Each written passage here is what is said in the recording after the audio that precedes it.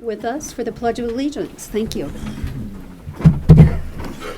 I pledge allegiance to the flag of the United States of America and to the republic for which it stands, one nation, under God, indivisible, with liberty and justice for all. Sandy, could we have a roll call, please? Councilmember Shippers, Allenboss, Present. Ingalls, Here. King, Here. Mayor Folkins. Here. At this time, if someone would make the motion to approve the agenda as presented. I'd make a motion to accept the agenda as presented. Approve the agenda as presented. Support.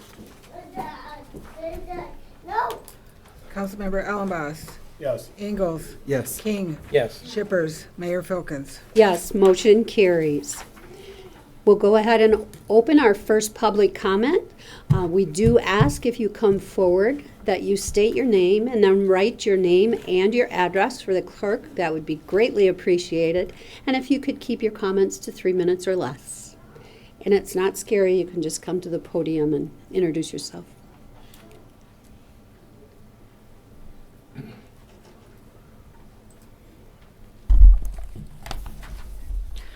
My name is Joel Campbell. I live at 409 Prospect Street. I have 3 items I'd like to talk about. And if I go over my 3 minutes, tell me to sit down and I will. I will. A short while ago, my wife and I took a drive through our neighborhood, up and down a few streets. And we discovered that there were more houses that need their lawns mowed than those who had mowed their lawns. We had a house across the street from us, we do have, at 412 Prospect. And I'm telling you, that yard was a disgrace. It had spent dandelions over a foot tall, full of weeds. So I called the police department and I said I'd like to talk to whoever's in charge of enforcing ordinances.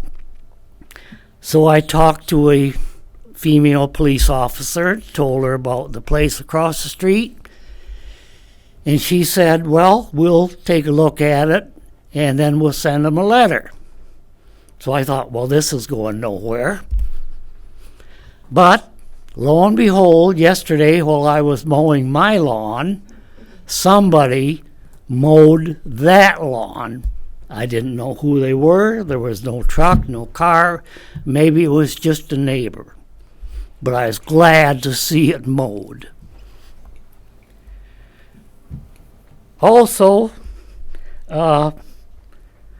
there's the problem of the burned out house on Howard Street, which is, it's an eyesore. Of course, the lawn in front of that house is over a foot tall too. So, I'm just asking that if the city has ordinances, they enforce them. And I see it's coming up later on in the agenda. My second item of interest is junk cars. I wrote a letter to the city, or the police chief. I guess that's not his title anymore, but anyway, I thought I'd get to him. I listed on that letter 4 different junk cars in my neighborhood. I gave him the house numbers and the streets, and this was about a little over 2 weeks ago. Maybe I'm being pushy, but those junk cars are still there. And tonight, I found another one coming home right across a little diagonal to my house, hidden behind some barrels. I was just driving by. One of the junk cars is two doors north of me. And again, If you have the ordinance, enforce them. Those cars I mentioned are still there. Mr. Campbell? Yeah. Thank you. Your 3 minutes are up, but I will let you know we do have a second public comment at the end of the meeting, closer to the end of the meeting. So if you have more things, you're welcome to stand there also. Thank you very much. You're welcome.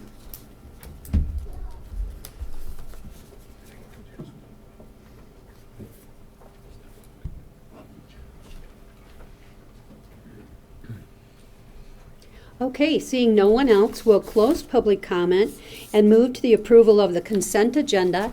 And this evening, we do have the minutes from our regularly scheduled meeting from May 6th. Would someone like to make a motion? Please? I'll make a motion to approve the consent agenda as presented. Support. Councilmember Ingalls, Yes. King, Yes. Shippers, Ellenboss, Yes. Mayor Folkins. Yes, motion carries. Okay, this evening we do have a couple of community spotlights, and I'll go ahead and start out the first one. I would ask if Jennifer Brown, Superintendent of Cadillac Area Public Schools, and Kristen Hayes would come up and join me.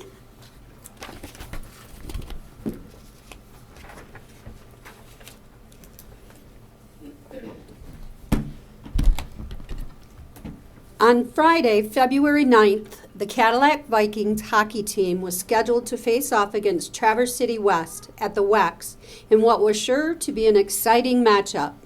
Nobody could have predicted the life-threatening emergency that occurred to a TC West player, Brady Lewis. He broke his neck and went into cardiac arrest on the ice after he hit the boards with his head.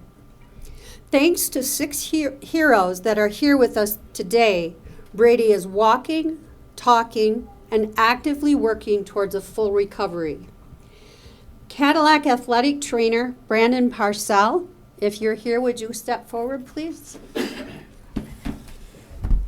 Quickly identified the seriousness of Brady's injuries on the ice. Matt Shaw,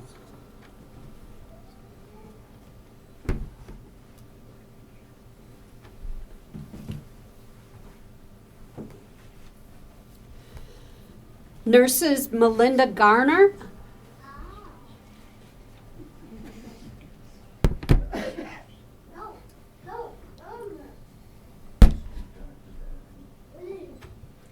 Kim Foster,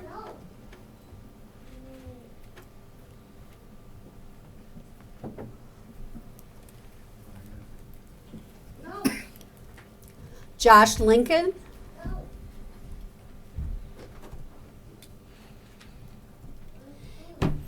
and Dr. Mark Monroe.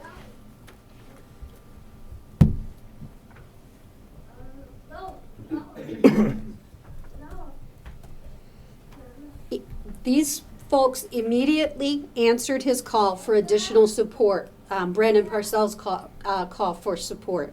Many of the team members had never worked together before, and a few really didn't know each other.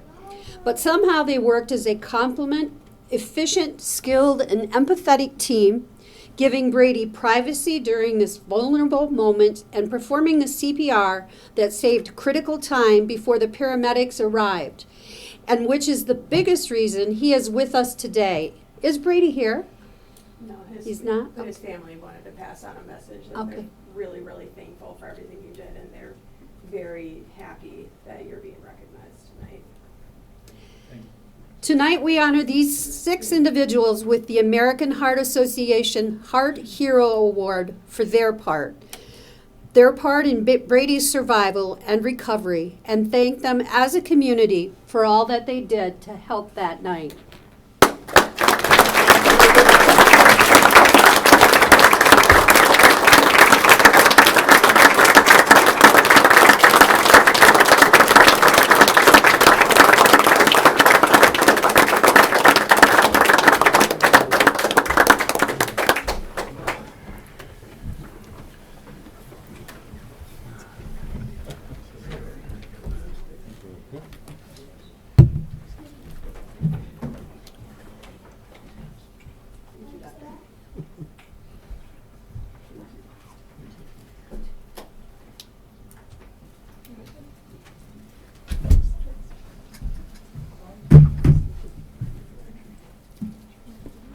Okay, thank you very much.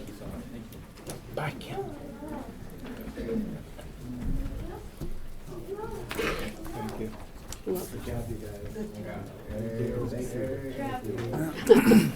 Okay, Okay, Mayor and members of the City Council, we have a second community spotlight this evening in regard to the Sons of Union Veterans of the Civil War and the General Orlando M. Poe Camp 444 to talk to us about Memorial Day. Is there a Mr. David Smith here? He's coming. Yes. here he comes. Mr. Smith, come on up to the podium. Thank you, sir. Greetings, Mayor and Council. My name is David Smith. I'm commander of General Orlando M. Poe Camp 444, headquartered here in Cadillac, Michigan. And wanted to give a little bit of thank you for permitting me to give a little spotlight to an event we're going to have on May 30th, the traditional and true Memorial Day.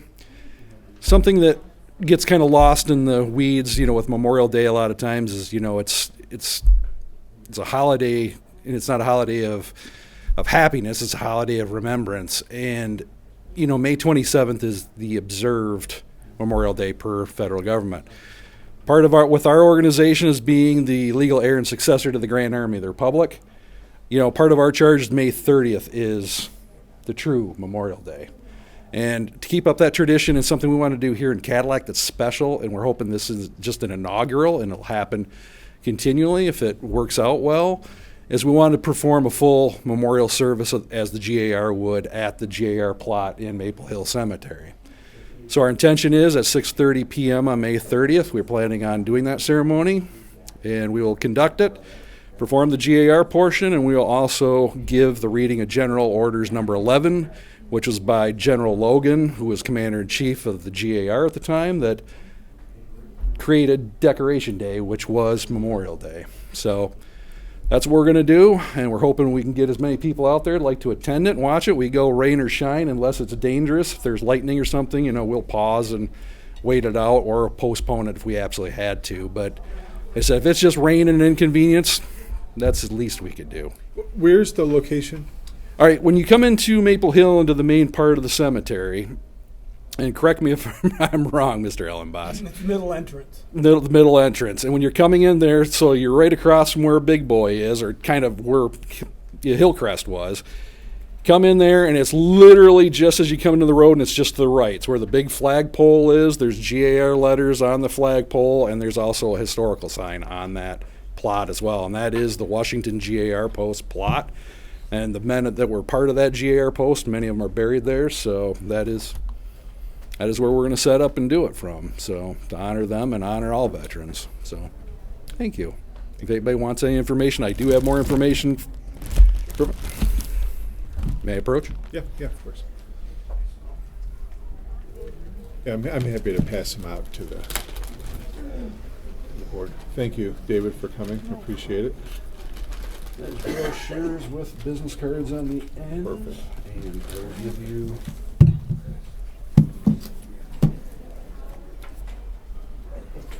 there's flyers from the Perfect. event. Take one of these. I'm going to have one more of these, if you don't mind. Thank you, sir. 6, if you got them. 3.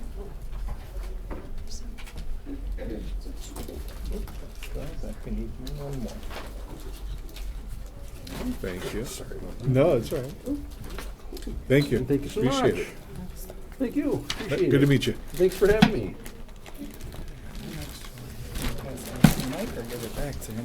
Thanks for coming by and letting us know. I'll see you then. I'll be there. Thank you much. Thank you. All right, take care. Okay, the next item on the agenda is a FOIA appeal, and I understand we have an update on this, Marcus? Yes, thank you, Mayor and members of the City Council. The appellant has requested, due to personal reasons, to have the appeal basically postponed and moved a couple of weeks to our next meeting. Legal has advised that they're also okay with that, and the request this evening would be to just simply have a motion to extend the hearing on the appeal until Monday, June 3rd, 2024, at the request of the appellant. Okay. All right, would someone like to make that motion, please? I make a motion to postpone the hearing on the FOIA appeal for 2 weeks. Support. Until the next meeting. Support. Councilmember King, Yes. Shippers, Allenboss, Yes. Ingalls, Yes. Mayor Folkins. Yes, motion carried. Okay, code enforcement. Yes, thank you, Mayor and members of the City Council. I was actually about to give you my blip on water and sewer rates, which is short, but I appreciate the reminder. Well, How did I good thing I forget, caught right? Yeah, I'm glad you caught me. As I know, City Council is aware, as well as certainly many in the community and the public are aware, the topic of code enforcement has been something, frankly, that I think really started to get heated up several months ago when we were talking about short-term rentals and whatnot.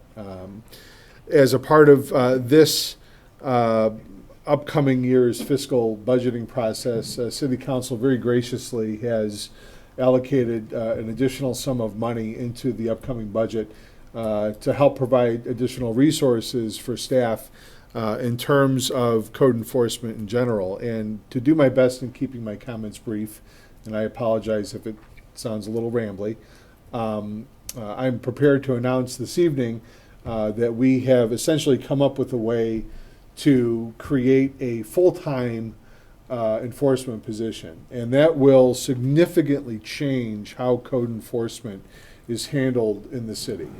For the most part, we are doing enforcement on more of a reactive basis. People issue a complaint, we look into it, and will pursue the necessary enforcement action, whatever that might be, accordingly.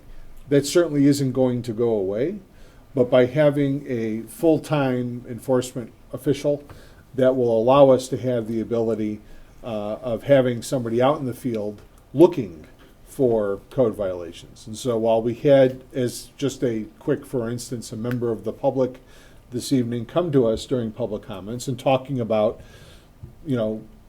tall grass and junk cars, that is something that we can now be more proactive on versus just being more reactive on. Code enforcement, as I know you guys, you being council, know, spans across multiple disciplines. There's property maintenance code, there's zoning code, there's just general blight-related code issues, and what we're going to do a little bit later this evening is introduce an ordinance that's also going to help us streamline how that process works. And Mike, if you want to maybe give a little bit of a precursor to that now, that would be helpful. So the council has a resolution introducing an ordinance amendment to your blight provisions, and that's because right now your blight provisions under your code are labeled as a misdemeanor. There's kind of a catch-all in your code. It says, unless specifically designated as a civil infraction, then they're misdemeanors. Misdemeanors don't correct the problem, though, right? Misdemeanors are for punishment, fine and or incarceration, and frankly, nobody's going to jail on a blight violation unless it's so bad that, but on your day-to-day sort of blight violations, people aren't going to jail. To make it more cost-effective and efficient, we designate those as civil infractions. The reason for that is because you still go to court on an informal hearing basis, or we set up a violations bureau where people can admit responsibility and pay their citations here. Or a citation gets filed with the district court, in which case an informal hearing is set up, code enforcement officer goes, presents the case, and there's either a finding of responsibility or not. The burden of proof is lower, so rather than have a burden of proof of beyond a reasonable doubt on a misdemeanor, it's preponderance of the evidence because it's a civil matter. It's a civil fine. But the court also has, depending on how it's heard, either informal or formal hearing. Formal hearings, lawyers can be involved. Informal, no lawyers. And so, but the court, either the magistrate on the informal side or even the district court judge on the formal hearing side, they have the authority under the Revised Judicature Act to issue injunctive relief. That is, orders requiring a person to abate the problem, the violation, which is really what we're trying to get at, is conformance rather than punishment. Now, it has a form of both in there, but as if somebody doesn't or fails to abate those problems, then the penalties sort of ratchet up from there, including civil contempt for failing to follow a court order, which is why we want the injunctive orders to abate the problem and not just punish in terms of a civil fine. So there are two components, and that you would not get on a criminal infraction. That is, you wouldn't get an order to correct the problem. That's not what criminal courts do. So it's much more efficient in as much as your code enforcement officer will be able to proceed and prosecute those violations on their own without the necessity of lawyers. But if somebody requests a formal hearing, lawyers can still be involved and then prosecute those offenses. So it is much more expedient. It still depends on the court allowing the defendant some time to abate the problem. Like typically by the time we get to court, we've given a whole host of warnings in time. But you know, courts will try and correct the problem before they lower the hammer, so to speak. So that's kind of the process involved with it. Have you any thoughts on how much the fines will be, or have you determined that at a later date? No, the fine schedule is set forth already in your ordinance, so I don't remember them off the top of my head, but they're somewhere between 50 and 500. So the first offense will be either $50 or $100. Second subsequent offense is 150, 250, somewhere in there, and third and subsequent offense 500. It's section, I believe, 1-14, if my memory serves me right, but I don't remember specifically the fine. But it's already in there. It's already structured. Thanks, Mike. Yep.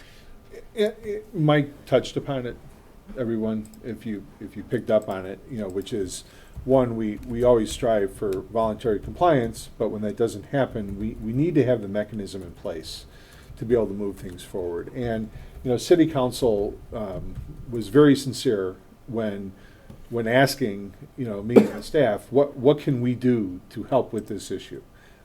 It's not just money. This is part of it. And, you know, updating our code to allow us to take it down a different path, we believe will allow us to more expeditiously move things forward. Not that we're not going to continue to give people time to remediate whatever the issue is, whether it's a junk car or tall grass or you name it. I mean, there's a whole assortment of different violations, but we'll now have more or less a different triggering piece to be able to levy and hopeful in getting that compliance quicker. Otherwise, it'll go to a court hearing. While we're talking about sort of this structural, operational type change to being more proactive versus reactive, we're not moving away from having that, nor are we moving away from allowing the community to be able to communicate with us about things that they see, that they notice. In fact, we have relatively recently upgraded or updated our online portal, and at this point I'd like Owen, our finance director, to give us just a quick demo of the C-Click Fix portal. This is a live demo. This is where people will find it online on our webpage. And just as a quick aside, we have relatively recently added short-term rental also as a category within this system. The fine structure is 50, 250, and 500. Thank you. Interestingly, one came in about 30 seconds ago about the Howard Street house that was mentioned earlier, and we have had a couple others on that recently that the fire marshal's working on. So, anyways, so this is a module of our website software that we implemented about 15 months ago, and we've made a couple of tweaks to it along the way. What it is, to be clear, is a complaint reporting system. It allows that request, is what it's kind of called here, to be tracked, and then both the reporter and the city staff person assigned to that request can make updates, comments to that particular request as it travels kind of through the enforcement process. So along every web page or a page within our website on the bottom is this text that says report a concern / code enforcement. And because we're on kind of dual display here, it's really made my screen a little bit smaller, but you can see it a little better there with report a concern code enforcement. So you simply click on there and it takes you to this page that the title of it here is report a concern. So on here is a map, and you just basically start with identifying the location where you are. You click on new request right here on the map. And again, this can be for multiple things, and I'll show you that in just a minute. But if we wanted to do, for an easy example, there's something wrong with one of the playground implements down here on the lakefront. So we kind of drag the pin about where that playground is. It automatically enters what it thinks you've put in as an address. So if you have a specific home that you're filing this request on or business, you can drag that pin until it's accurate here over where you want to be. You confirm the location, and then you go to select a category. So there are multiple categories that we've put in here that address what we felt like were the things that would come in. So you can read them on this list here: potholes, lawn and weeds. We try to put the ones that come in most often towards the top. So there's a variety of complaints here. We do have the report a short-term rental on here. And again, this would track it to the point where it would go to a more legal enforcement process. So this is not our system where we write enforcement letters from. This basically reports the issue. We can update it as we go investigate the issue, and then when it goes to enforcement, a case is open then in our enforcement software, because that's where all the pre-written violation letters and things are. But this is a good place for it to start. For this example, we're just going to do a playground one. So you click on there. You can add a photo very easily, similar to how you would do in many other applications. You just click on add an image. You navigate out to where you may find a photo, and you find the photo that you want. You just simply click on it, and it puts that photo. Once it uploads, I downloaded a photo of the park. And so you can, if there's some clarification, sometimes if there's a vehicle and the specific vehicle or potholes especially, you can take a picture of the pothole exactly where it is related to where you are in the street. And then you can give further information about the case. So you can put in here the slide is broken, or there's a swing that's broken. Which park or playground for this? These are all different depending on the issue that you report. You can enter that data in there, and then you can, if it's something that may not be quite clear, you can better describe the location in the park. Some of our parks are bigger than others, so as much information as can be provided for each particular case is helpful. You confirm the details. Obviously, these are required questions for this particular request. Lakefront.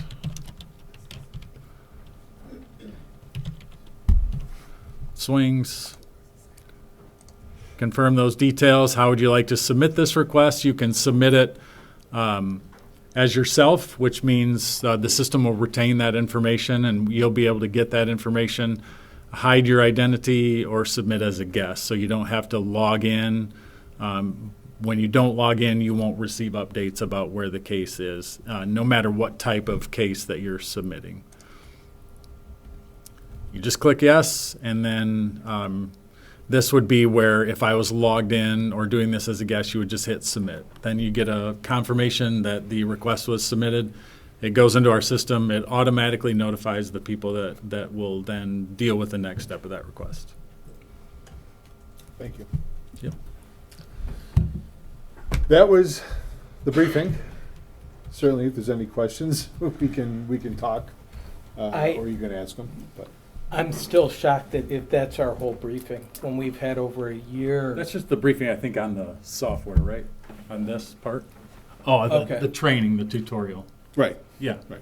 But I mean, other than moving forward again with a full-time officer, I don't have anything more to brief council on at this point. And I had raised it before, and I've raised it in communication with the manager's office. People want to know who's accountable. People want to know what phone number do you call? What's the name associated with that phone call? It's still not there. The email that you did send council shows a flow chart that's absolutely meaningless as far as showing accountability or traceability of what the complaints are. We can use all the words we want, we can have a program, but until there is management in relation to the problem, we're not fixing it. And people are still saying the same problems that existed a year ago exist today, and the city's done nothing about it and then done nothing to manage it. That is my concern. And there are many people here tonight who call me, some on a regular basis, because they don't have trust in us managing this situation because we have not managed it. And I said at the last meeting, I know you weren't here, but that planning commission meeting, when a staff member stood up and said we don't have the resources and they don't have the time, shook the core of everybody. That was a person that's been telling everybody for a year that short-term rentals have been enforced and that we had the resources and there wasn't a problem. This can't be talked away with cute little Band-Aids on a computer screen. And I've lost full confidence in the management of that. And it's not just short-term rentals. It's blight. It's any issue that people need to raise when City of Cadillac, has an ordinance. Our duty is to enforce that ordinance and to have a process that has accountability in it, and not to pit neighbor against neighbor. One of the biggest things that I noticed is we still have neighbors that are trying to say, here's a problem with an address. Here's something that's against the ordinance, and they don't have an identifiable person or process to go to. You know, I appreciate and I like the tools of using civil infraction versus misdemeanor at times, but this is nothing new. We've had fines and different penalties in the ordinance, and just simply saying it's now a municipal civil infraction is going to do nothing without the management of the system of who is responsible, who has to answer to whether the process is being followed or not, and who's going out and looking at it. And wonderful that we're going to have a full-time enforcement officer. I say, why hasn't there been there for the past year?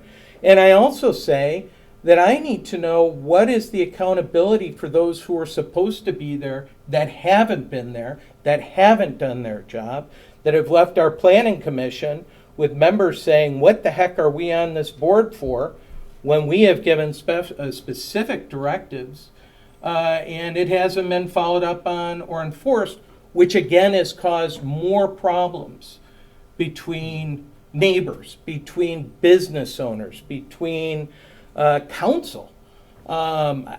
This is not a satisfactory update, in my opinion, and I have a huge lack of confidence at this point in where we're at, in what action has or has not been taken. I still am waiting to hear the follow-up of what has happened. If the information that was presented to our planning commission was incorrect by a staff member, what action was taken? I told the mayor tonight, I talked to one of the planning commission members who said, you've never followed up with them. No one's ever followed up with any of them to answer how they could put conditions on a special use permit, and then have the person that's supposed to do it tell them, I haven't done it. I haven't taken the time to enforce. I don't have the resources. Which as I told council and the public at the last meeting, that made me furious, because I went to the public meetings where people were told that we had the resources for enforcement, that enforcement was occurring, and it wasn't.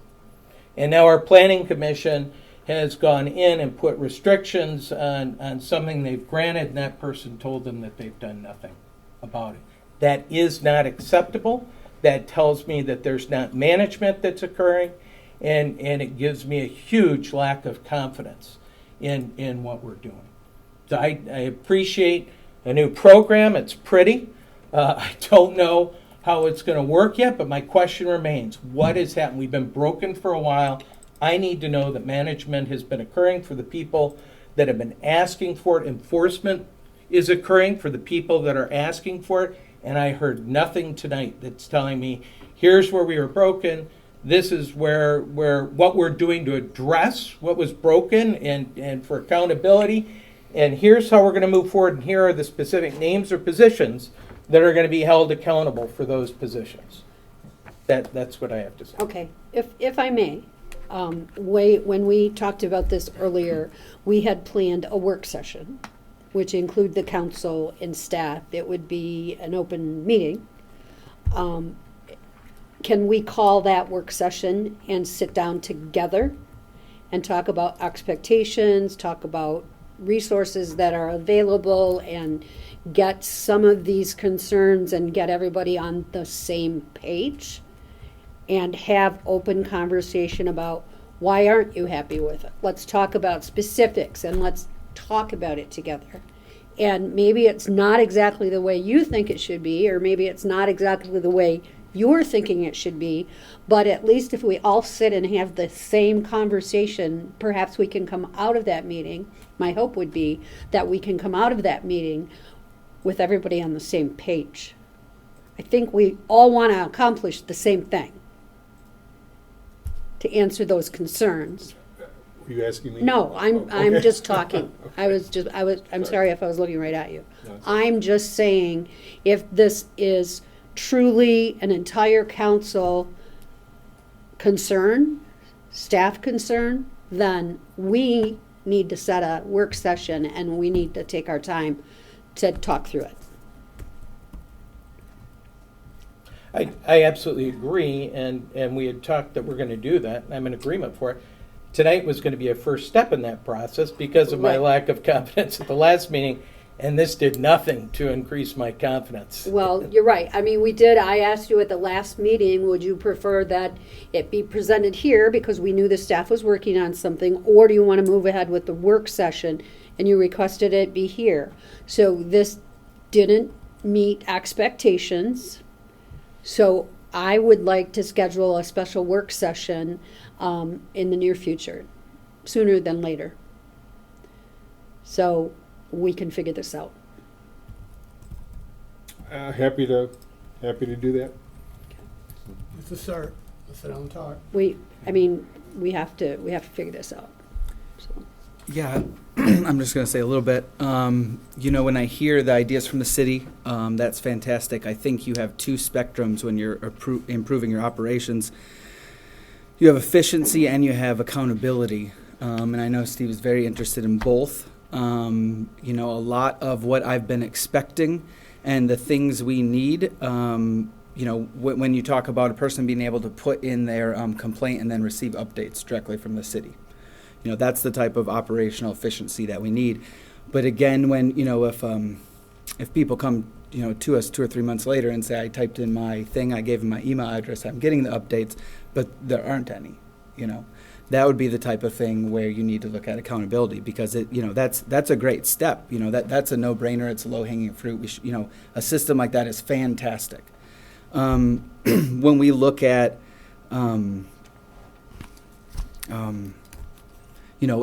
improving the penalties, making sure that we're working with, the prosecutor's office, making sure that these cases, when we think they're serious, are moving quickly, and that we're bringing the hammer down where we need to bring the hammer down. No one wants someone to go to jail, but when you're ignoring us, in some cases, the fines will increase slowly. In other cases, like the Pine Street house, they should probably be, accumulating rather quickly. Those people have been ignoring us for a long time. And that, again, would then be the accountability. So I do not necessarily, I appreciate what Steve's kind of referring to as half of a presentation, which is we need to achieve better efficiencies. These ideas are great, but when we do have, a meeting, the accountability or the name attached to what happens when someone isn't getting updates. Just that they type in a complaint and don't get any updates. What happens when, we're having the same problems? I think that's the type of, you may have to explore that hypothetical during the work session. So those are my thoughts. And I appreciate that. And the other thing that I kind of expected this evening was that that the people who are involved in the process were going to be introduced in the room this evening. I know who all of those people are, and there's different, whether it's our fire marshal, whether, I thought that they would be introduced this evening. So when, the people that are here and are interested, they can put a face with a name, and they know that they are a part of that process, and they're committed to the success of that program. We'll be happy to do that in the work session. We thought that given it was going to just be an update on the council agenda, it would be kind of brief and not. Okay, not all right, well, I think, So- yeah. And I think we were just expecting. I think the council, as manager, I don't mince words. The fact that I never heard back after April 26th, I voiced that with Owen here. We've had a brief phone call. The fact that the planning commission members have not been followed up with by you, okay, in relation to inaccurate comments that were presented by a staff member to them, that all tells me we're failing, and there's not management that's occurring. The comments may or may not have been inaccurate. I'd have to review them though. So I can't. If they weren't accurate, so they're I even don't more wanna- disturbing. I- If there hasn't been enforcement because it's being represented that we don't have the resources and there wasn't the time, that's even worse. That wasn't where I was going. I was going down the path of that there has been enforcement. There may not be compliance, but we have made the effort to enforce. So, and legal is also involved in that as well. At least on several of the issues that I'm aware of that are still out there in regard to conditions of special use permits that are out on a couple of different planning commission related topics. So. Would you please get back with that planning commissioner? Sure. No, thank you. Go ahead. Oh, I get to talk? Yeah, Oh, goody. you were being so quiet back there. I know, didn't- I'm just taking it all in, Steve's oratory skills. Oh, I'm in awe. Yeah, it was obvious something boy. needs to be done. Oratory? You're okay. Oral? That was good, yeah. There we go. Steve's I was oral close. Geez, now I'm lost. Something's wrong top to bottom, and it has been for a long time. It has when I first ran, blight. It doesn't take weeks, it doesn't take months, it takes years to get things done. Something needs to be done. Streamline it, look top to bottom to see if there's a problem, and take care of it. Yeah. That's it. So I would ask everybody to be as engaged with your calendar as you can, so we can get these work sessions scheduled. In the past, we've had success in scheduling it prior to a council meeting on that same I'm okay night. with Is that. that something that you guys would like to look at, or would you prefer that I look at a different date altogether? I think it needs to be Feedback? done. I think it needs to be done with speed Yep. and with focus. Yep. There are too many Yeah. people that have been waiting too long to figure this out and have been damaged by I would probably start with before the meeting. I think that it's a better chance to get everybody together, right? Because it's already on our calendar. And then if we need to do something outside of that, we can talk about that. Can do that. Okay. Thank you. Thank you. Okay, this evening we do have several public hearings. So I'll turn it back to you, Marcus, to introduce those. Thank you, Mayor and members of the City Council. The first two public hearings are in regard to utility rates, both water and sewer rates. I'm going to introduce Owen Roberts, our Finance Director, to take us through the presentation. Thank you.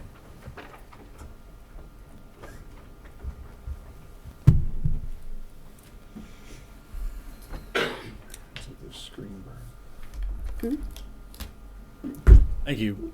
Good evening. Just here to briefly give council an update on the justification for the water and sewer rates, and these will be effective July 1 of 2024 and run through June 30. So that will be actually the first bills that have these charges on them would be the August bills that are billing for the July usage. The proposal would be to increase both sewer and water user charges by 3.5%. This would generate approximately $175,000 in additional revenue for the year. And for the year, based on cost increases and the things that have happened, this would lead to what is essentially a break-even budget for the year.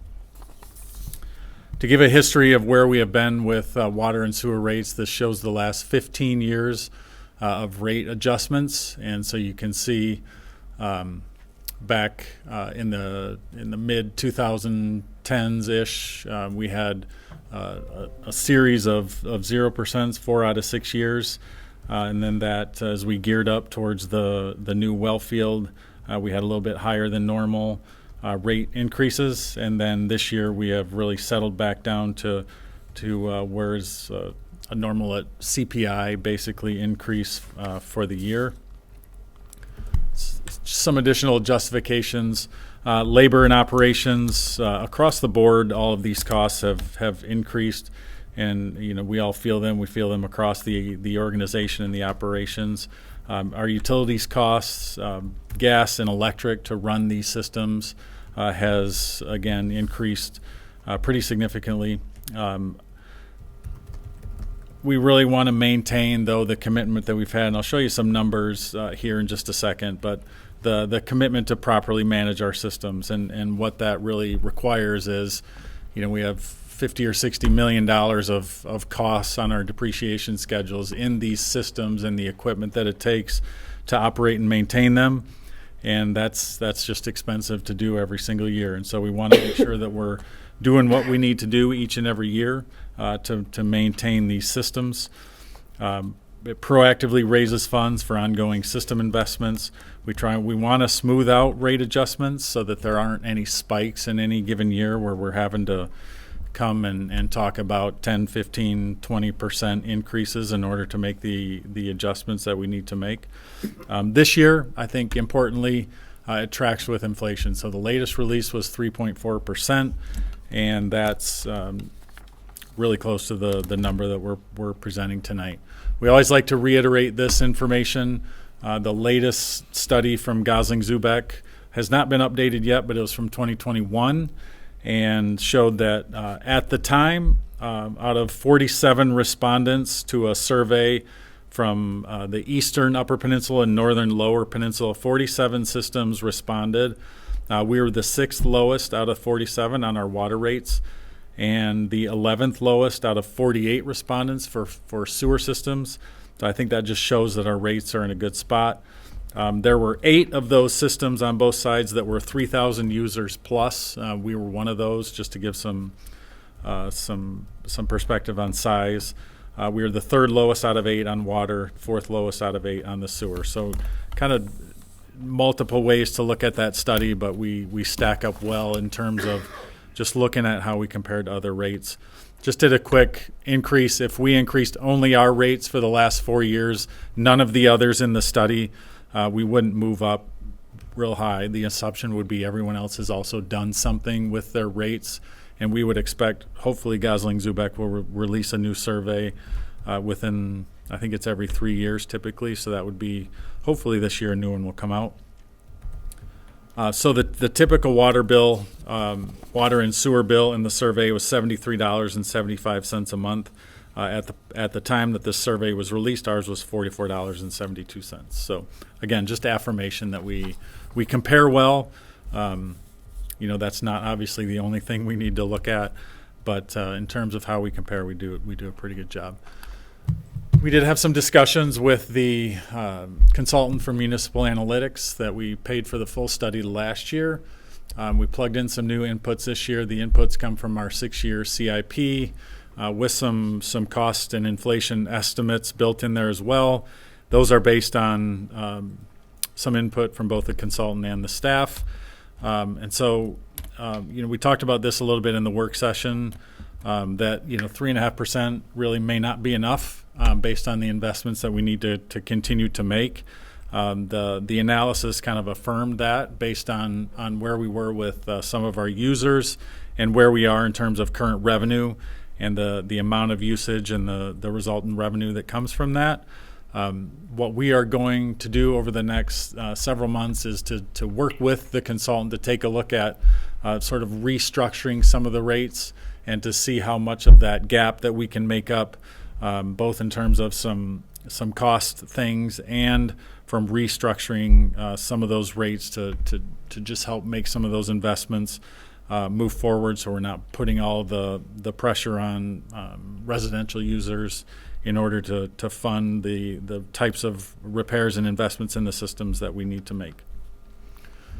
Talking about impact, 3.5% would increase the total bill for our average residential customers by about $1.88 a month. So obviously if you use a little bit more water, it may impact a little bit more, but that's our average residential user.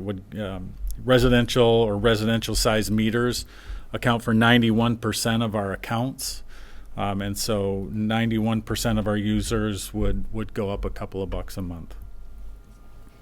Again, here's some numbers that I think are very interesting. I think it's an important thing to just say, answer the question publicly of what do we do with the money. So I think history would show that we have done a good job of using cash to invest in the system. So over the last 5 years, for non-borrowing investments, the only borrowing we've done is for the new well field.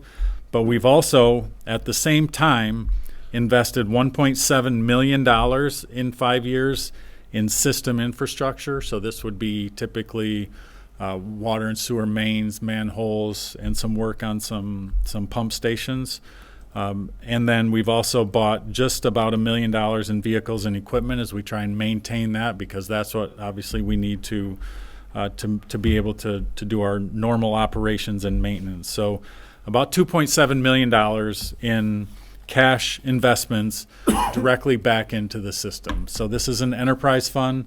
These funds cannot be used for anything else besides what we do back into the system. And the record, I believe, would show very strongly that we have done a good job of utilizing those resources to invest back into the system. Just a brief recap, 3.5% affirmed, but I think a little asterisk or red flag there, as we've talked about a couple of times. The rate comparison survey also affirms that we compare well to our peers and to other systems. We need to continue to reinvest into the system. I think the record would show we've done a good job of that, and that's something we want to commit to maintaining. And we want to make sure we're protecting the long-term mission of the system, clean water, safe, effective water treatment that we release back out into the environment. So that. I just wanted to add, the result of not doing these regular adjustments will ultimately lead to double, if not triple-digit adjustments when the infrastructure starts to fail. So even though nobody likes to see annual adjustments, they are keeping us basically up to speed with maintaining the infrastructure and preventing significant double and triple digit adjustments down the road, to the extent possible.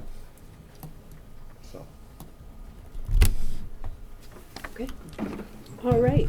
We'll go with the first public hearing, which is to consider the adjustment on the water rates. And so at this time, I'll open the floor for public comment as it relates to water rate adjustments.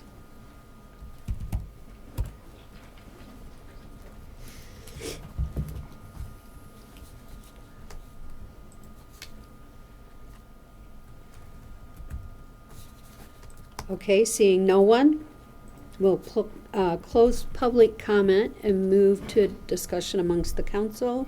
Any questions, concerns, or thoughts? Oh, and my memory was last year, we increased water by how much?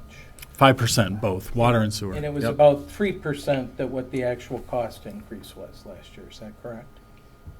What do you mean the actual cost My, increase? my memory was, because I had to miss the meeting, and I said in a letter, we actually raised it more than in the, let's call it cost of living. Oh, the CPI? increase. Yes. I can look up what the CPI was a year ago.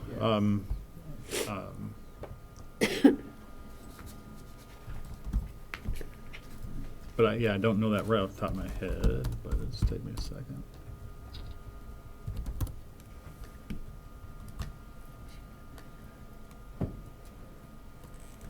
Does that sound right, Mr. So Allen? this Because I says- sent you the letter, I think. March 2023 was plus 5% year over year. So really it was a inflationary number last year as well. So the 12-month change as of March 2023 was 5%. All right.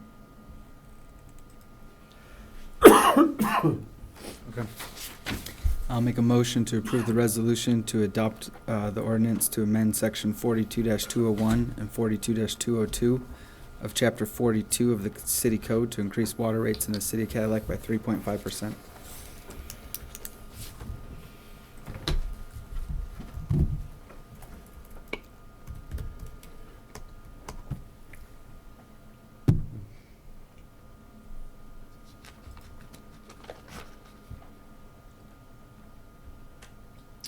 Support. Councilmember Shippers, Allenboss, No.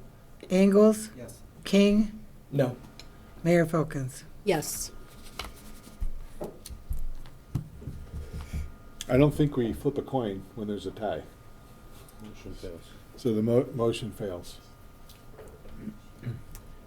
All right.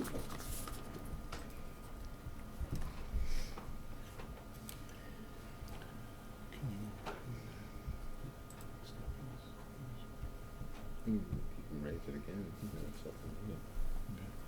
Do you want to mention that? No, motion failed, so it's up to somebody to bring a motion. Again, or later, or never. All right. So can we move on to the second one? Yep. Or okay. There is not a second presentation. No. We had both in the first. Okay.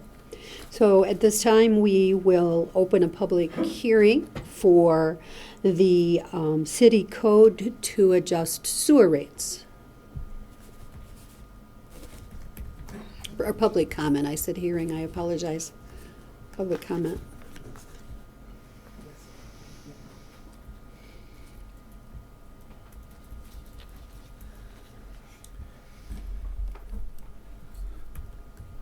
There's no names on this.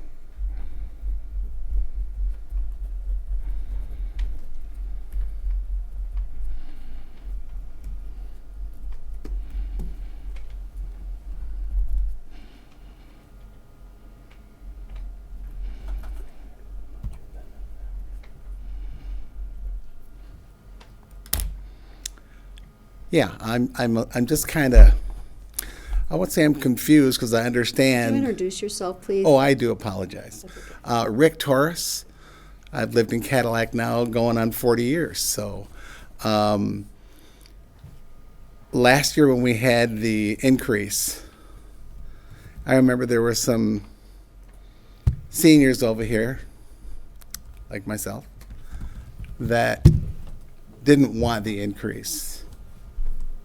A few of them said they were on fixed incomes and it was difficult for them to get by, to buy food, to pay other bills.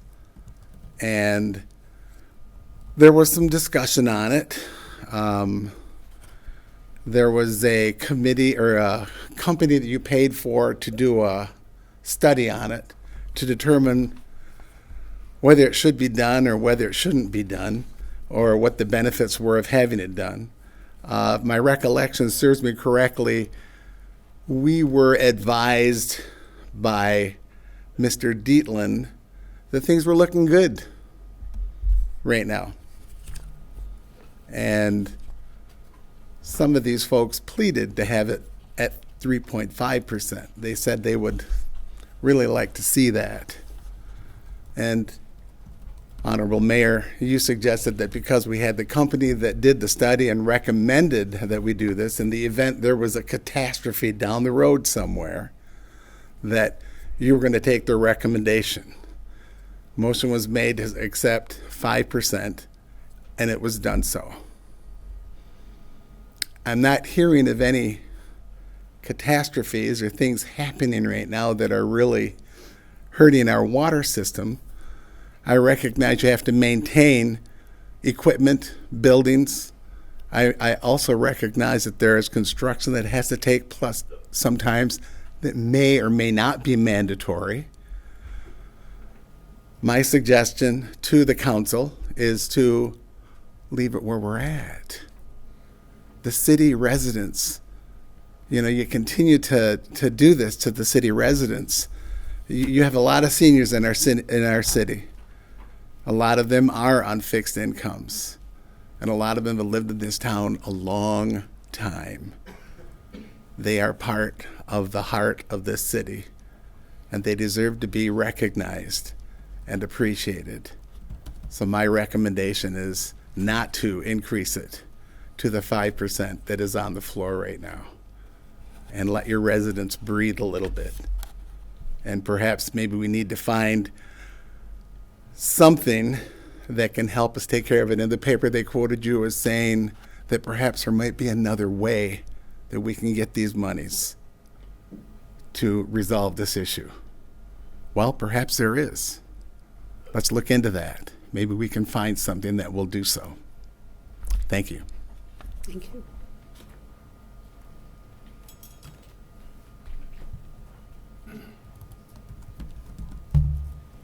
Okay, not seeing anyone else, we will close public comment and move towards any discussion or concern among the council.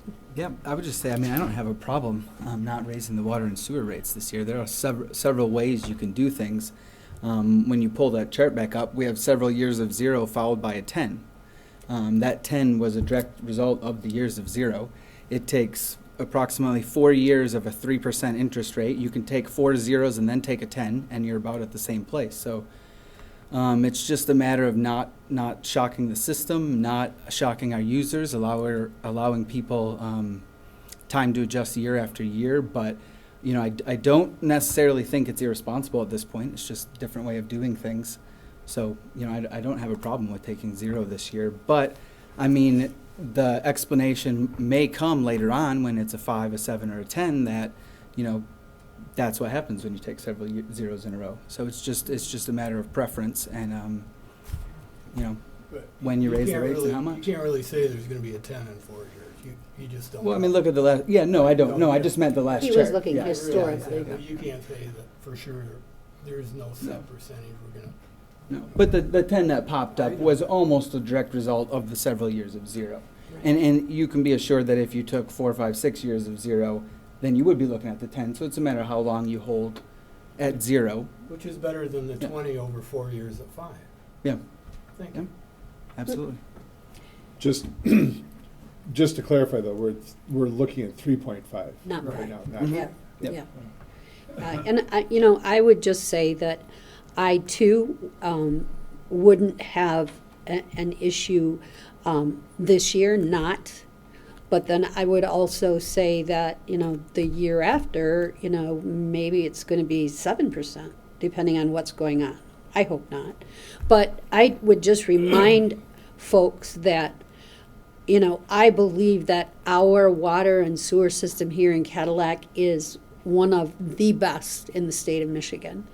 And we have neighbors to the southwest of us that, didn't raise rates, didn't invest in the system, and it is catastrophic to the people who live in that township. And I would never want to see that happen to the citizens of the city of Cadillac because we didn't want to do 3.5%. And it's I don't mean to be dramatic, but I just want everybody to think about, do we do it in small increments so we never have to come to them and say, look, this is where we're at now.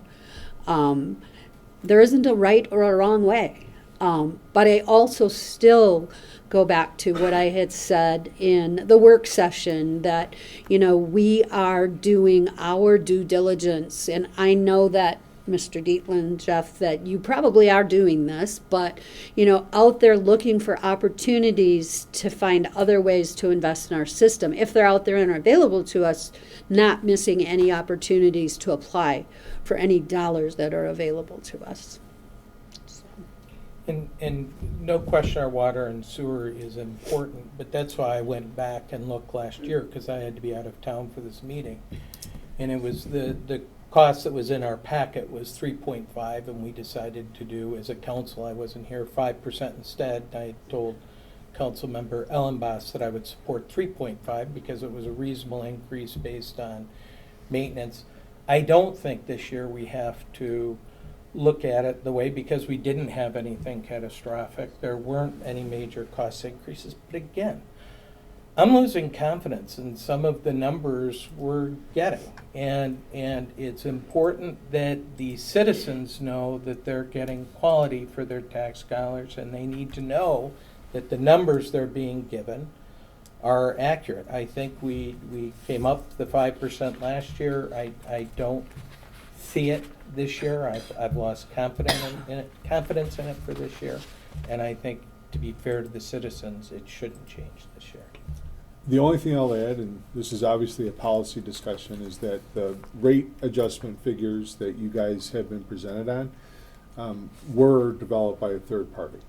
And then in consort with the finance director and utilities director came the recommendations. So we didn't just necessarily pick a number out of the air. We did that gut check to make sure that we were going to at least be, sort of keeping up, the system with adequate funding, knowing that, again, it's an enterprise fund account. It does not receive taxpayer dollars. It lives and dies on the sale of the services that it provides. So, and I don't know if there's anything more that either of you two gentlemen want to add, or just allow council to take the vote. Owen or Jeff? Well, I feel like while you're right that it wasn't just a shot in the dark number, we did choose to grab a number that was less by 2.5% in some cases than what we were told we need to make the investments that we had proposed in the capital improvement plan. And we did that because we wanted to present something that is affordable, is justifiable, and doesn't place too large of a burden on those that are required to pay the bills. And that brought it down to the 3.5% as opposed to the 5%. So. Thank you.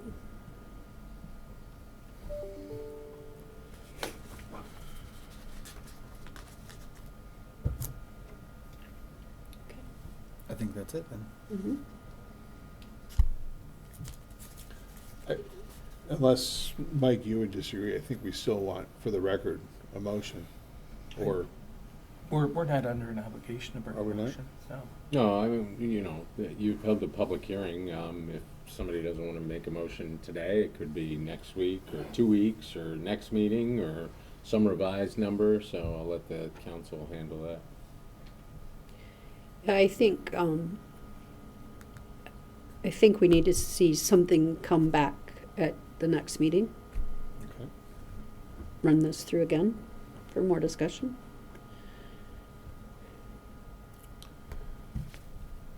Is there additional data that we can provide?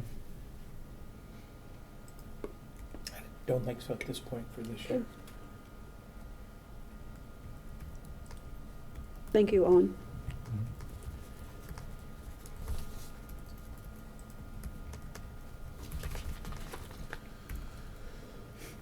Okay. Moving along, the third public hearing this evening is to consider the adoption of the ordinance establishing the General Appropriations Act for fiscal year 2025. This is the final hearing that you have on your agenda for tonight. This is also the final step in the process that was started tail end of winter, early spring. We do not have any additional presentations for City Council this evening, unless, Owen, there's something that you wanted to add, but this is the very end. So I do need to mention that the equalization director contacted me with a small adjustment to the DDA millage, and we had originally heard from him that based on the rollback that we were required to do, that was going to roll back to 1.8058 mils. So that was what was discussed in the public hearing in April and was introduced in the ordinance 2 weeks ago. That millage went to 1.8081, so that was an increase of 0.0023 mils, which increases the DDA revenue by about $43. So not big, but I needed to point that out. The ordinance that was in the packet for tonight reflects the millage rate that he let me know what it was on Friday, so, or Thursday, I guess it would be.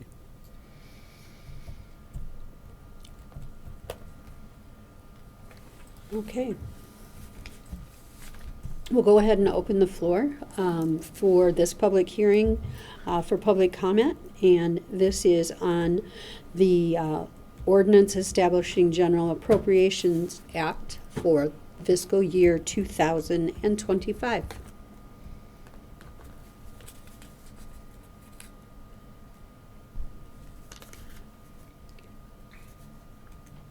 Seeing no one, we'll close public comment and move to the council for discussion or a motion.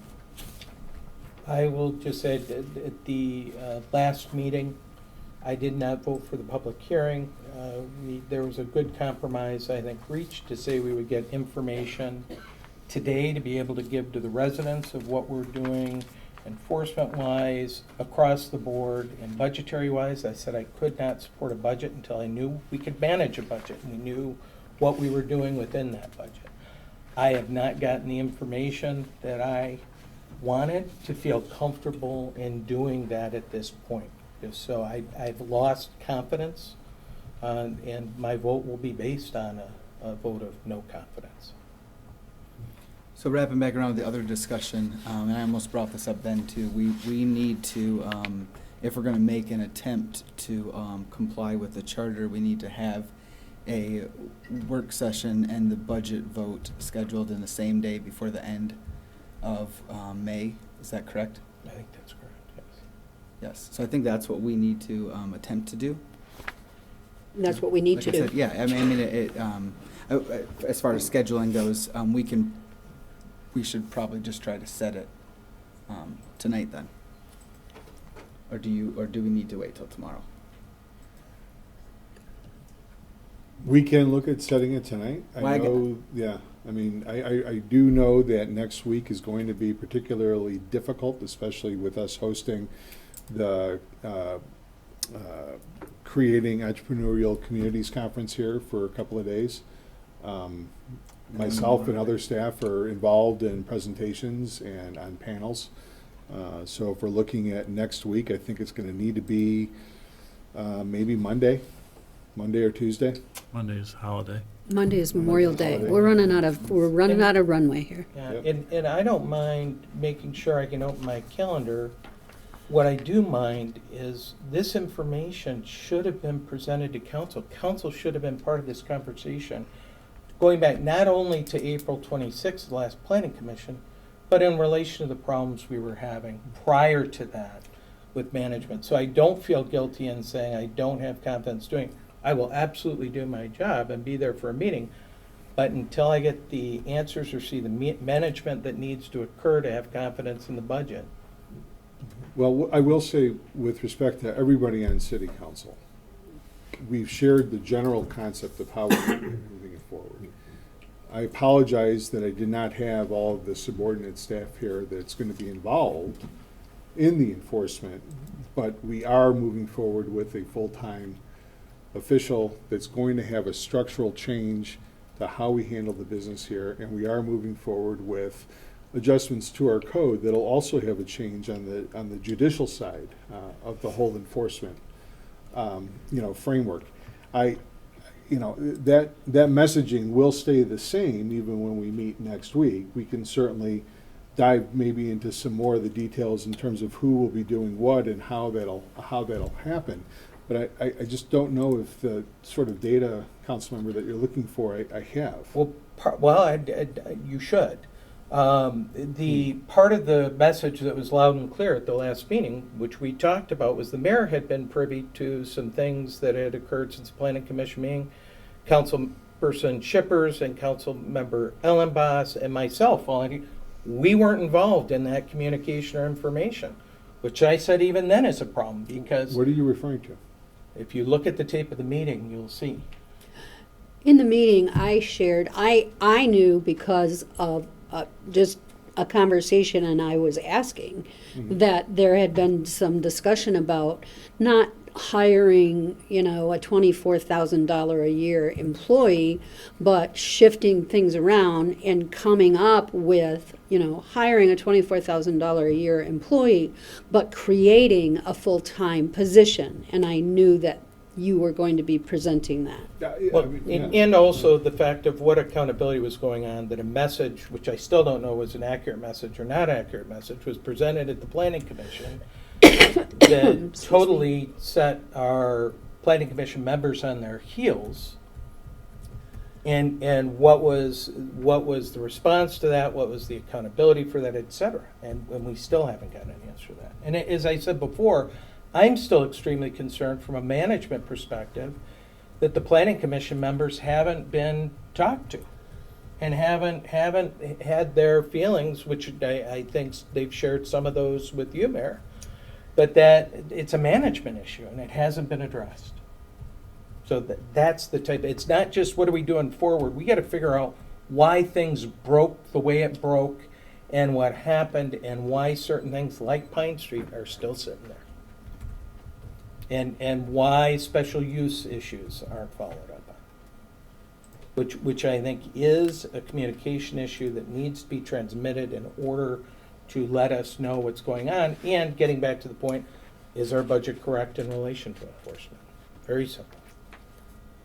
I mean, that, I know you didn't sound very optimistic, but I'd still like to take a stab on the 28th or the 3rd or the 29th or the 30th, which is the Wednesday, Okay. or the 31st, either of those 3 days, to have our meeting. Because I don't think we have the problem with the budget being passed is an issue. It's not the budget itself. I will be out of town until Wednesday afternoon on the 29th. Be gone Monday and Tuesday. And I'm not available in the evening on Wednesday. What about the 30th? Absolutely. Yeah, I was going to say, I can do it on the 31st. Yep. I can also do the 31st. Friday's fine. Good. 30th and 31st both work well for. And I'll look at my calendar. I'll make something. What about you? But I guess the motion essentially is to table the budget meeting for one of those 2 days that will obviously be noticed, properly noticed, which we have time to do that. 10 days out to properly notice a. I don't think so. We don't have enough time to do that. What was the 10-day question? It's a special meeting, so. Okay. It is a special meeting, okay. Yeah, I yeah. So gotcha. you've had the hearing tonight. Mhm. Mike, there isn't a 10-day noticing. Hmm. No. And the hearing Just- requirement. It's a was special, so it'd tonight. just be an 18-hour provision. So, Fantastic. And the 28th you're staying away from because It was just the day after. after a holiday? Memorial Day. Okay. I'm available on the 28th, and I'm also available on the 31st. But the 29th and 30th, I'm going to be wrapped up with the CEC thing. Mhm. I'm available on the 28th, 30th, and 31st. And I'm just not in the evening on Wednesday, but I could during I'll the shoot day. out an email. Okay.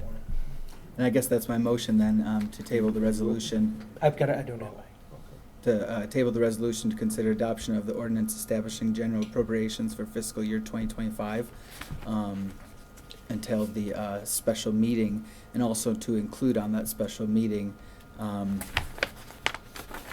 Code enforcement. code enforcement, another update regarding code enforcement, and a work session, you know. I don't know, I think we probably need to have another conversation about whether it should happen here in the half circle or whether we should be in a back room. If that's the type of thing where we're going to have an audience, you know, we're probably going to want You never know. We're probably going to want it recorded. Anytime we're dealing with the ordinance enforcement, not necessarily the budget, but the ordinance enforcement, people do show up. Yeah, So we could do it in here. It's all I, good. I think we should. I think it'd be good to do it in here. Mhm. So that is the motion to table. Thank you. I'll second that. Resolution. Councilmember Ingalls, Yes. King, Yes. Shippers, Allenboss, Yes. Mayor Folkins. Yes, motion carries. Okay. Okay, Sandy, we do have some appointments this evening. Yeah. Being recommended to approve the reappointment of Michael Hayes to the Cadillac Wexford Transit Authority for a 2-year term to expire on June 5th, 2026. I'd make a motion to approve the reappointment of Michael Hayes to the Cadillac Wexford Transit Authority for a 2-year term to expire on June 5th, 2026. Support. Councilmember King, Yes. Shippers, Allenboss, Yes. Ingalls, Mayor Folkins. Yes, motion carries.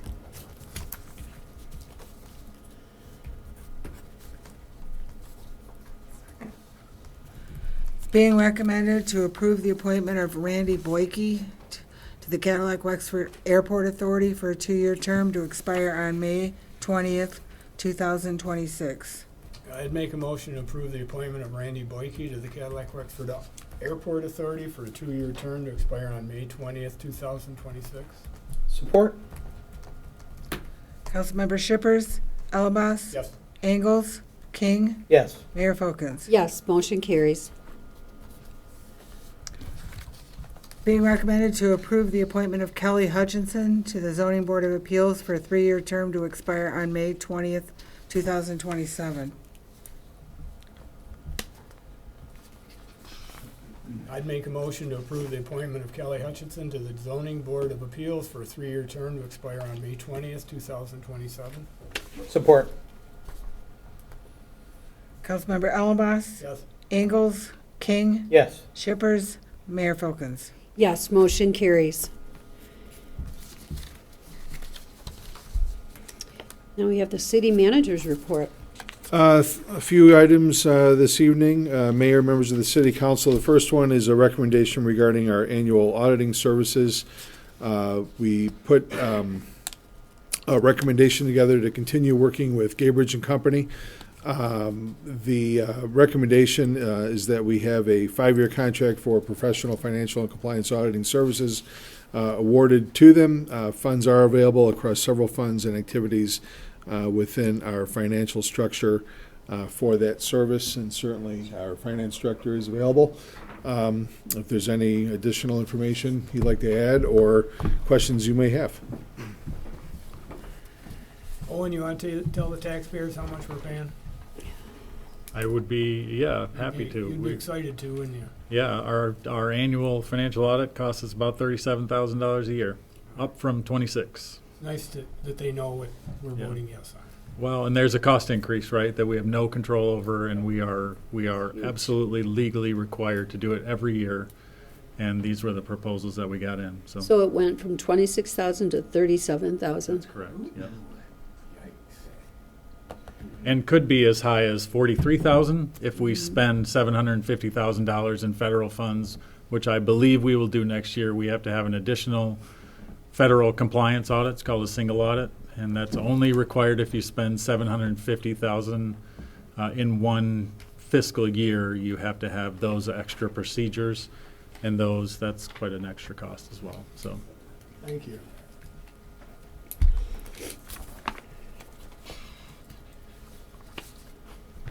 I make a motion to award a 5-year contract for professional, financial, and compliance auditing services to Gabridge and Company in accordance with their proposal.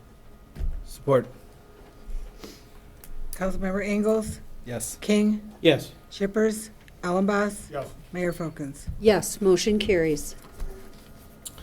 Thank you, Mayor and members of the City Council. The next item is a recommendation regarding our IT services. You may or may not recall, based on how long you've been here, the company used to be called IT Right. Now they're called VC3. Our current agreement with them does expire June 30, 2024. However, the original RFP does include an option to extend for an additional 3-year term. That recommendation from 2019 and showing the proposals that were received at the time is included in the packet that you all have, and I do know that the packet is rather thick tonight. The recommendation this evening is to extend that agreement. They do provide comprehensive network management, desktop computer support, all of our on- and off-site backup services for redundant data protection, as well as the core of our day-to-day IT service needs within the city. As with a lot of services that we have, it's in part remote and in part on-site. And again, if there's additional questions about how those services work, Owen can provide some additional details. So, Owen, is there anything you want to add? yeah, I would make a comment on this one. So, we wrestled with whether to send it back out to an RFP or to take advantage of the 3-year or 5-year extension. 3 years, actually, it was. And in speaking with them, and I think the most important thing was going back to the original RFP from 5 years ago and looking at the various proposals that came in, which were far in excess even of what we're looking at tonight. And I think importantly, one of those was a local firm that at the time was $114,000 to do our IT services, and that was 5 years ago. And so in speaking with BC3 now, our services were $39,000. Next year they're going to go up to $50,000. But that's still well below even what a local firm was 5 years ago. And I think that's a very important piece of the puzzle. As well, even VC3, they have a new pricing model that even the staff we're talking with is the same one that was IT Right. But in those discussions, he's held to VC3's pricing models, which are included in the packet for tonight. But following those, he would have to. Now, I'm taking him at his word, but he would have to quote us immediately that fiscal year 2027 rate of $70,850.40. But based on the term of relationship that we've had with them, they are allowing us to basically incrementally go up to that level. Remains to be, I guess, seen if that would have been the case, I guess. But either way, I think the most critical piece of information is what we received 5 years ago, including a local firm that was basically, 2 times plus what we received for what we could pay next year still. So very comfortable moving this forward. There was a little bit of a bump in the road when they had their transition from IT Right to VC3. We've worked pretty closely with them, especially over the last, I would say, 12 to 18 months to recover that that relationship, and they're doing a very good job these days in being responsive to what we need them to do. So. I'd make a motion to extend the contract with VC3 for information technology managed services in accordance with their proposal. Support. Councilmember King, Yes. Shippers, Allenboss. Yes. Ingalls, Yes. Mayor Folkins. Yes, motion carries. Okay. Thank you, Mayor, members of the City Council. The next item is a recommendation regarding the purchase of a dump truck for the Water and Sewer Fund that's part of our utilities operation. We currently have an appropriation set aside of $123,000, and that was to help us replace a backhoe, but it was determined the backhoe is still in okay shape. Looking at a new dump truck, we're looking at something $200,000 or even more to acquire new. A used truck that can meet the need of the operations was identified and available for $45,000. And the recommendation this evening, in our effort of trying to be as cost effective as possible here, would be to waive competitive bidding, and then to secondly move forward with the purchase of a dump truck for $45,000 out of the Water and Sewer Fund to E. Glenn Phillips Used Trucks. We're replacing a truck, Owen? Nope, they don't have one. But what we find ourselves doing is running back and forth a lot with loads of stuff in the backhoe, and this will preserve the life both of the backhoe, Split between the departments? make it a lot faster. Water and sewer will have access to this. Okay. So. Good. I'd make a motion to waive competitive bidding regarding the purchase of a dump truck. Support. Councilmember Shippers, Allenboss. Yes. Ingalls. Yes. King, Yes. Mayor Folkins. Yes, motion carries. Okay. And I'd make a motion to award the purchase of a dump truck to E. Glenn Phillips Used Trucks in the amount of $45,000. Support. Councilmember Allenboss. Yes. Ingalls. Yes. King, Yes. Shippers, Mayor Folkins. Yes, motion carries. Thank you, Mayor, members of the City Council. Next request is to set up a couple of different public hearings. The first one is regarding an easement that Consumers Energy is required to have. The request is to set up the public hearing for June 17th. This would allow Consumers Energy to be able to continue to provide power to our cemetery and our police fire training area that's within that vicinity. The feed line is no longer, the current feed line is no longer feasible due to activities happening at the Meyer gravel pit. And so Consumers needs to essentially reroute their facilities, and in order to do that, while also providing us with the power that we need, they had asked us for an easement. So the recommendation this evening would be to set the public hearing accordingly.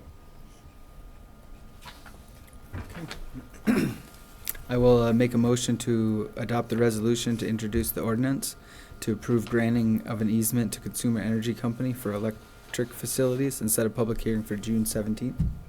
Second. Councilmember Ingalls. Yes. King, Yes. Shippers, Allenboss. Yes. Mayor Folkins. Yes, motion carries. Okay. This last request is something that we did talk about earlier this evening.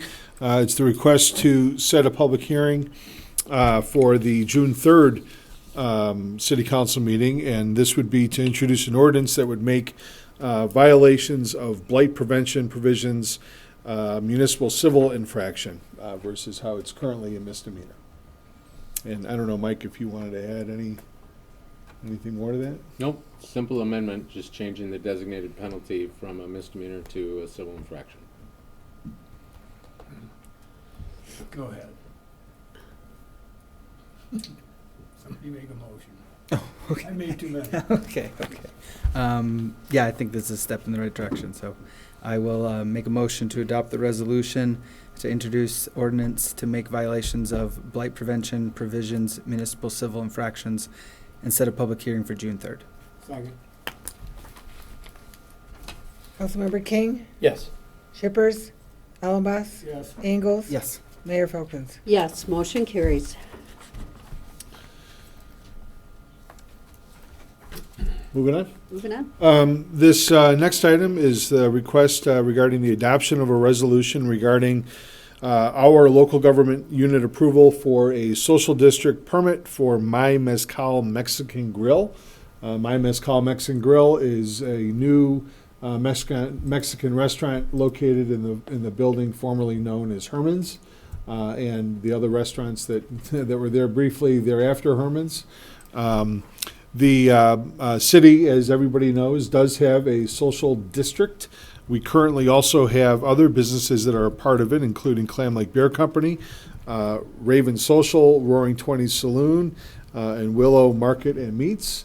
My Mezcal getting their social district license would add to that. I do want to mention that there is a clerical error that appears was entered in on the state side regarding their address. My Mezcal is aware of it, and the recommendation this evening would be for City Council to, in the affirmative, consider approving this resolution subject to them getting the clerical error resolved. I'd go ahead and make the motion to adopt the resolution regarding local government unit approval for social district permit for My Mezcal Mexican Grill, conditional upon clerical errors being resolved. Second. Councilmember Shippers, Allenboss. Yes. Ingalls. Yes. King, Yes. Mayor Folkins. Yes, motion carries. So that takes us to our second public comment this evening.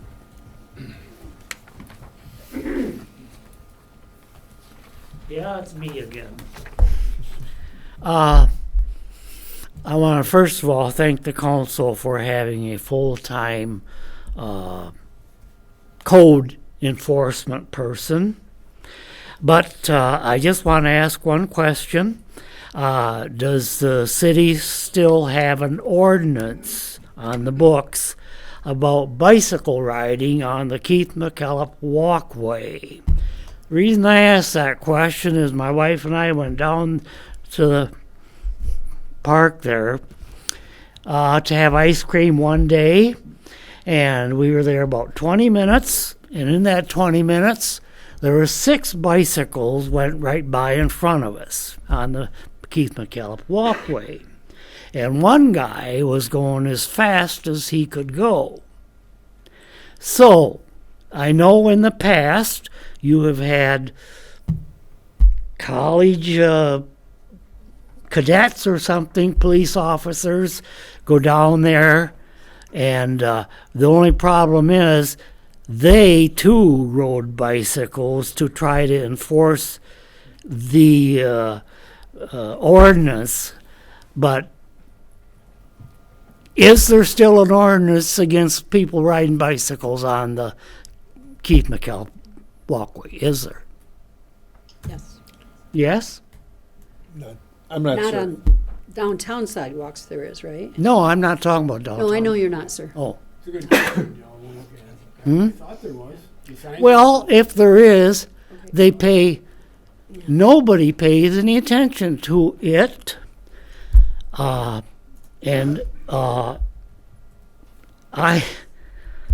I said before, if you're going to have ordinances, enforce them or toss them.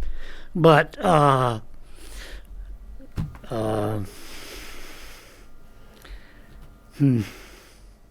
ran out of things to say. I didn't really. But I just hope that if you do put an officer down there to try to stop the bicycle riding, that officer, especially if he's in uniform, he also walk the path and not ride the bike, because I think it's hypocrisy if nobody can ride, if the citizens can't ride bicycles on the walkway, then neither should the police officer. I think he can do a better job anyway if he walks too. And that's all I gotta say. Thank you.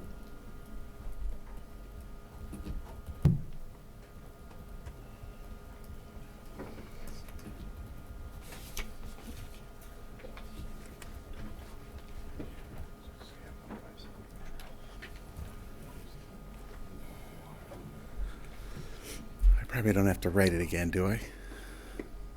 Rick Torres, 113 at Siegel Place.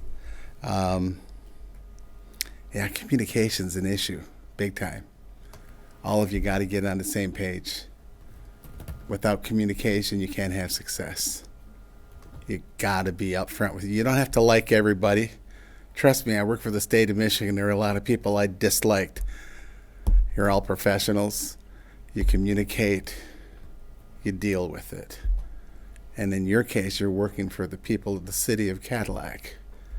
We are who have great expectations of our council and our mayor and our city manager and our city attorney and our people that are also very important with regards to the whole operation. So that's vital.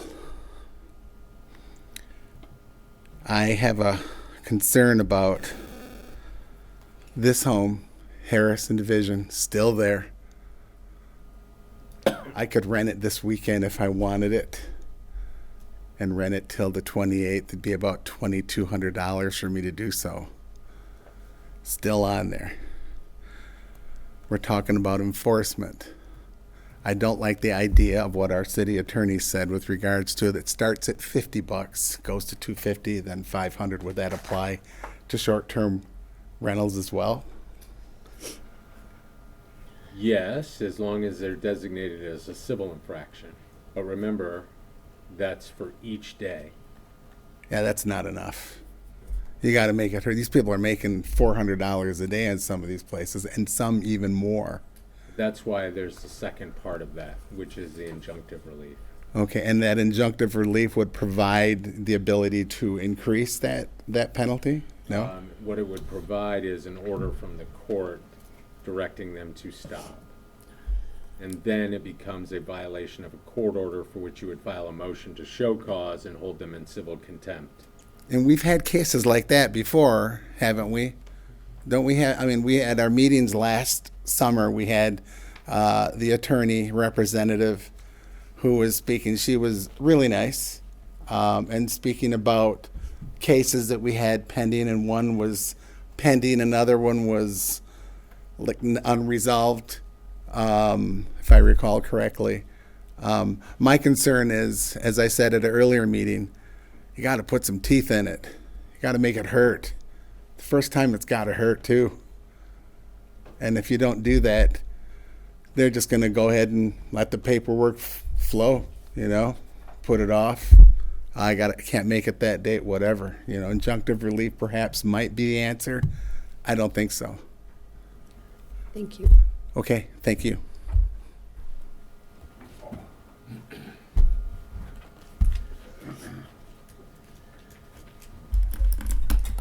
Hi, I'm Andy Van Alst, and I think that the zoning issue, I see the council doing their part, I think that everybody is happy with that, but a lot of these people are still not happy with the enforcement, and the enforcement has been lacking in it. And like Steve was saying about it, pitting neighbor against neighbor, well, here I am a year later, it's the same thing, when we still haven't gotten anywhere.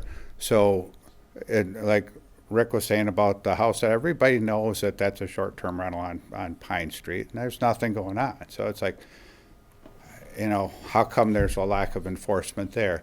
So, Carla, when you were talking about coming up with a solution that works for city council and staff, and I'm going, what about us? We want something that works for us. It's the people that are here that we're looking for a solution.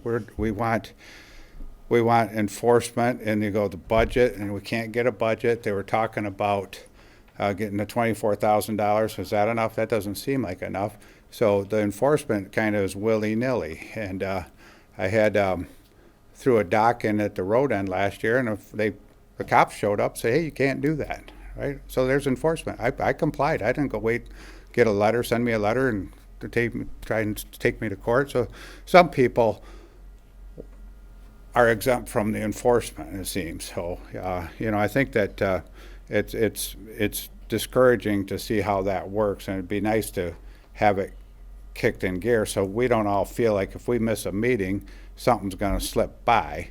you know, so, and we talk about updating the zoning maps, and also part of that is changing zoning that would allow things that weren't allowed before. And that's really hard to swallow too, you know.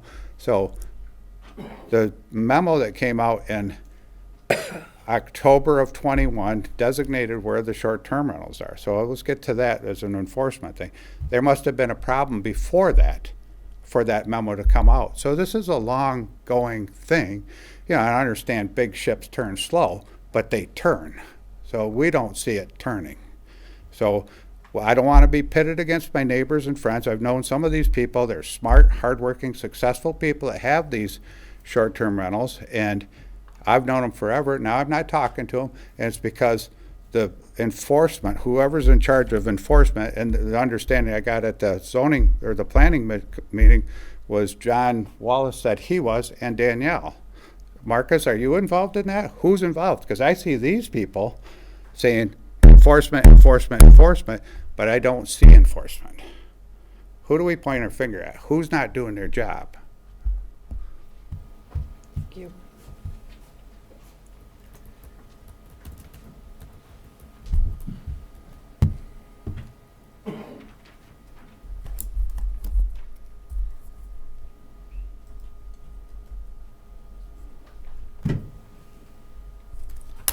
My name's Doug Moore,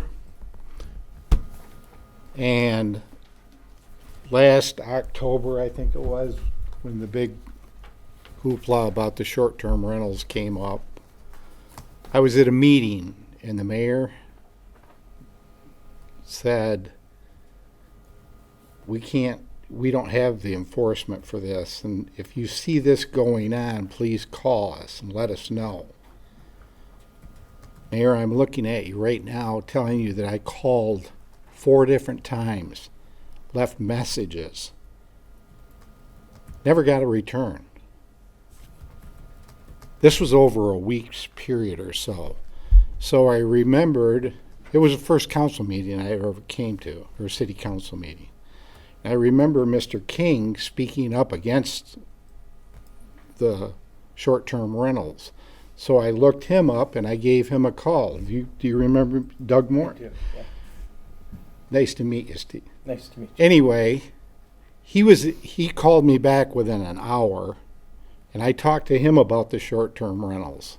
I'm like Andy now. I have neighbors that won't talk to me because I sent some pictures and different. I asked Steve, I said, would you like pictures? I can give you license plate numbers off of these vehicles. He said, that'd be great. Well, it's sad when I come to this meeting and I see a city manager that's not managing, and I see a mayor that's not leading. And I see some of the council members just wanting to say, what's going on? I'd like to know also who's going to enforce this, and who's responsible for this last year? Will somebody just stand up and say, I'm at fault? I'm the one? It's on me? Thank you.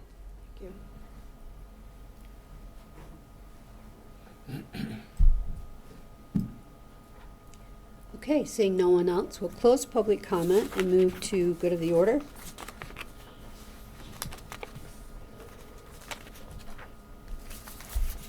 I agree with you, Mr. Campbell. My wife, too, was on the walkway, the McCullough walkway, 2 weeks ago and got buzzed by bicyclists. Yeah. And as far as I know, there is still the ordinance, no bicycles. I'm going to look at Adam over there, my buddy. I'll look into it. Tell your guys to keep an eye on it. You know, and I would have to say the police on bicycles on there, because you can't outrun them. You can't catch a bike on foot. So, you know, Joe. But something's got to be done. Well, stick a baseball bat between between the spokes. That'll stop. But anyway, there we are. Thank you. Thanks, Joel. And I was going to just add, sitting here, I did look, And section 40-190 subsection C of the city code does prohibit bicycles on any sidewalk in any city park or recreation area. And not just bicycles, but bicycles, skateboards, and scooters.